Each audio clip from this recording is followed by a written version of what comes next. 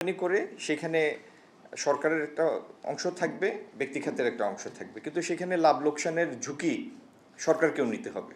লাভ হলে তো লাভ, লোকসান হলে সেই ঝুঁকিটা নিতে হবে। তো এই সমস্ত বিবেচনায় যারা নিবেন তাদের সাথে সম্মতির ভিত্তিতে খালি আমরা চাইলে তো হবে না, যারা নিবেন তাদেরও তো সম্মতি থাকতে হবে। তো সবার সাথে সম্মতির ভিত্তিতে একটা উইনেবল টেনেবল একটা প্রপোজিশন ক্রিয়েট করে আমরা এগুলি করব, যে প্রচলিত আইন আছে সেই আইনের অধীনেই। দেখেন, পৃথিবীতে দুইটা যুদ্ধ চলমান এবং আমাদের বেশি প্রোডাক্ট যে জায়গাতে যায় সেটি হচ্ছে ইউরোপিয়ান ইউনিয়নে। আপনি দেখবেন যে ইউরোপিয়ান ইউনিয়নেই, ইউর বাজারেই আমাদের গতিটা আমাদের প্রত্যাশিতভাবে গতি পায় নাই গত বছরের রপ্তানি। অন্যান্য জায়গায় অপ্রচলিত দুই একটা মার্কেটে বরং এক্সপোর্টের গ্রোথ ছিল, আর ইউরোপিয়ান ইউনিয়নে এটা ছিল নেগেটিভ গ্রোথ।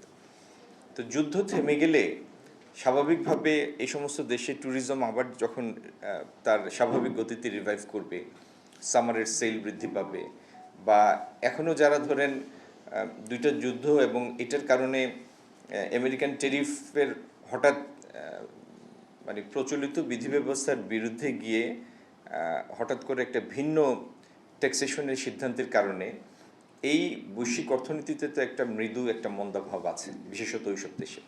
তো যেই কারণে কনজিউমার স্পেন্ডিংটা প্রত্যাশিত মাত্রার কনজিউমার স্পেন্ডিং হচ্ছে না। প্রত্যেকটা জায়গায় দেখবেন আপনি কনজিউমার স্পেন্ডিংয়ের প্রত্যাশিত প্রবৃদ্ধি নাই।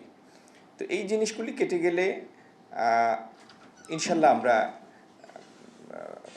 এক্সপোর্টের ক্ষেত্রেও আমাদের কাঙ্ক্ষিত গতিতে ফেরত যাব। আর আরেকটা জিনিস হচ্ছে, প্রত্যেকটা সেক্টরের অ্যাডাপ্টেবিলিটির ব্যাপার আছে, নেক্সট ইয়ারে গ্র্যাজুয়েশনের ব্যাপার আছে, পরবর্তী ধাপে উত্তরণের সুযোগ আছে। আমরা এতকাল যাবৎ গার্মেন্টসে যেটা করেছি সেটি হচ্ছে low price volume centric export. সেই জায়গা থেকে এখনকার আরএমজি সেক্টর, ম্যানমেড ফাইবার, মোর ভ্যালু অ্যাডেড আর্টিকেল, সেগুলিতে উত্তরণের চেষ্টা করছে।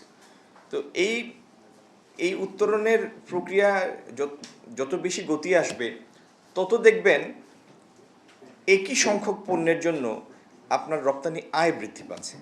আজকে 5 ইউনিট রপ্তানি করে যদি ধরে নেন, ফর এক্সাম্পল, যে আপনি $5 পাচ্ছেন, আপনি ভ্যালুয়েডেড আর্টিকেল এই 5টা ইউনিট রপ্তানি করে দেখবেন $7.5 পাচ্ছেন, $8 পাচ্ছেন। তো এইভাবে ভ্যালুয়েডেড আর্টিকেলের মধ্যে উত্তরণের যে প্রক্রিয়া, সেগুলি আমাদের গার্মেন্টস এই প্র্যাকটিসটা শুরু করেছে, আরএমজি খাত। ইনশাল্লাহ এটারও প্রতিফলন আগামী দিন দেখবেন। আমি পূর্ণমাত্রায় আশাবাদী, আমরা আমাদের অলরেডি ইনস্টলড যে প্রোডাকশন ক্যাপাসিটি আছে এটা ফুললি ইউটিলাইজ করতে পারলে, আর বৈশ্বিক পরিস্থিতি স্বাভাবিক থাকলে এই 38-39 বিলিয়নের আরএমজি এটার বিপুলভাবে বৃদ্ধির সুযোগ এখনও আছে।